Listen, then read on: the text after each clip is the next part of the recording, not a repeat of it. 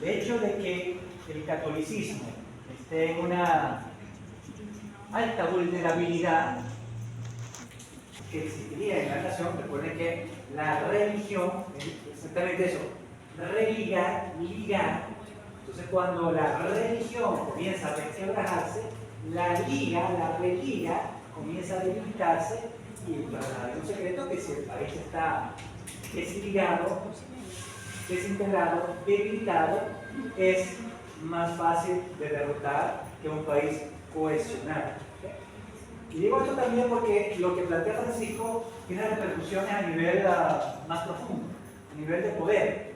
Aquí se habla de poder, porque en buena medida estos grupos están debatiendo poder.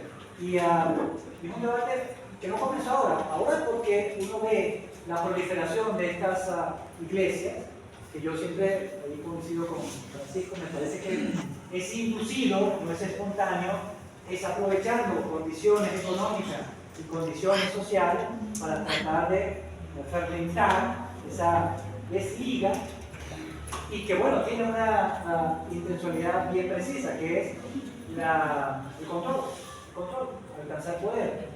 Y yo atribuyo que este fenómeno es básicamente la continuación de un fenómeno más viejo.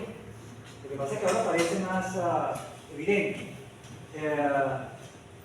El fenómeno, por ejemplo, desde la guerra de independencia, hay un historiador chileno llamado Ignacio Arpa, que escribió un libro interesante sobre Ignacio Salazar, donde él hace una revisión histórica de los acontecimientos a principios del siglo XIX que determinaron la ruptura de lo que el investigador Cesario Gerardo llama el fin de España en América, que fue cuando se rompe toda la monarquía hispánica y aparece en todos nuestros países.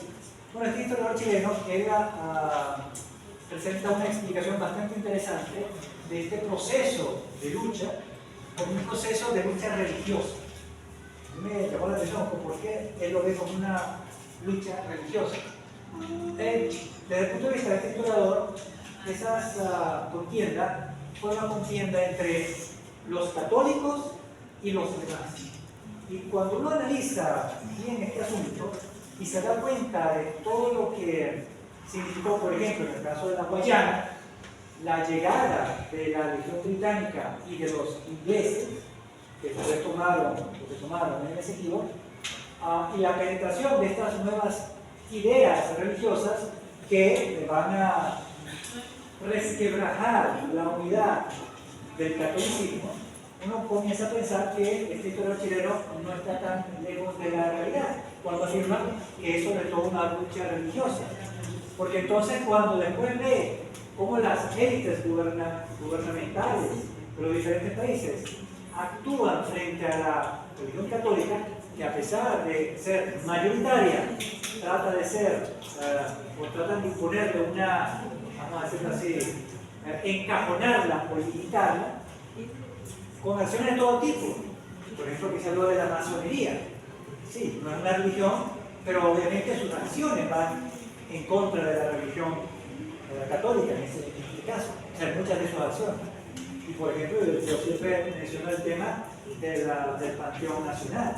El Panteón Nacional que es producto de una expropiación de una iglesia católica para colocar allí ídolos de diferentes cualidades, un poco para recordar el panteón romano de todos los dioses. Entonces, reemplazar el dios católico por todos los dioses: el dios de la guerra, el dios de la justicia, el dios de esto, el dios. Entonces, allí hay una intencionalidad. Claro, lo que yo observo es que esa intencionalidad no había sido tan determinante, al menos socialmente, había tenido cierto poder, pero la necesidad de, por alguna razón, seguir incrementando este resquebrajamiento del catolicismo me dice a mí de que ese poder amerita esa acción para poder mantener su hegemonía frente a la amenaza de un posible resurgimiento de valores católicos o de catolicismo, o que denominamos la hispanidad. Entonces, en conclusión, este fenómeno yo lo ubico en una dialéctica de poderes, doctor Francisco. Es decir, aquí estamos en una batalla por el poder, y entonces en esa batalla por el poder, romper el catolicismo para debilitar la sociedad y facilitar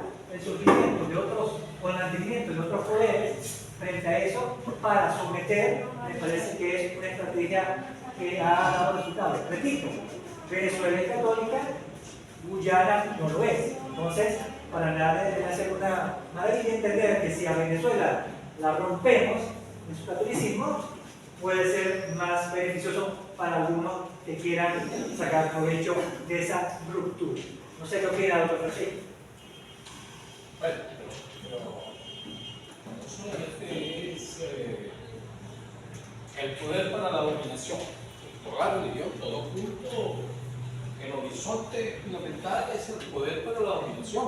Porque también en el norte de Europa y en los Estados Unidos, que permitió no el surgimiento del capitalismo, no el desarrollo de una manera consolidada del capitalismo. Una obra de Max Weber, el espíritu fundamental y la ética del capitalismo.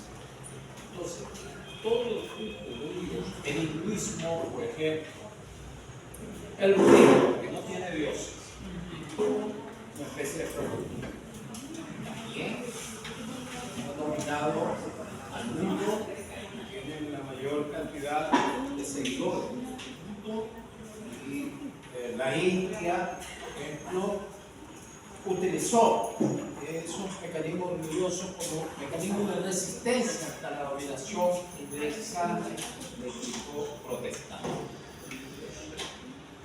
No se convirtieron a hinduistas, budistas, taoístas, shintoístas, todas estas religiones muy presas. Tienen que ver con el poder y la dominación. Claro,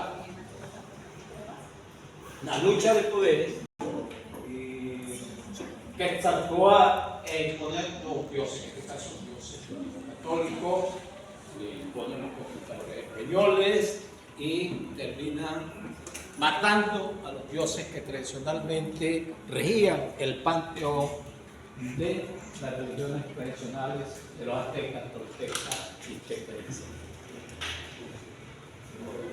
Bueno, excelente.